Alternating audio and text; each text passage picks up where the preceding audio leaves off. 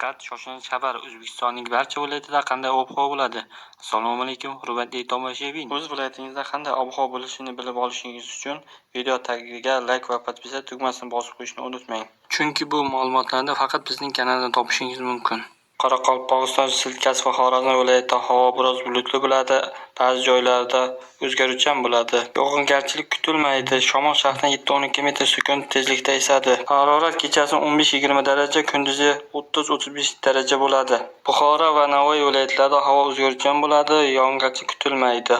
Shamol shaxsan 7-12 metr/sekund tezlikda esadi. Harorat kechasi 18-23 daraja, kunduzi 32-37 daraja bo'ladi.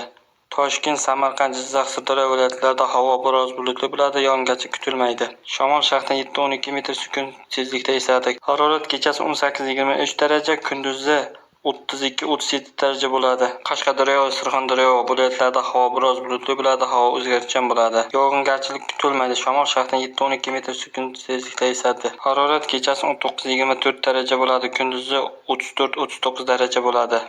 Andijon, Farg'ona, Namangan viloyatlarida havo biroz bulutli bo'ladi, ayrim joylarda yomg'ir yog'adi. Shamol shaxsan 5-10 metr/sekund tezlikda esadi. Harorat kechasi 19-20 daraja bo'ladi.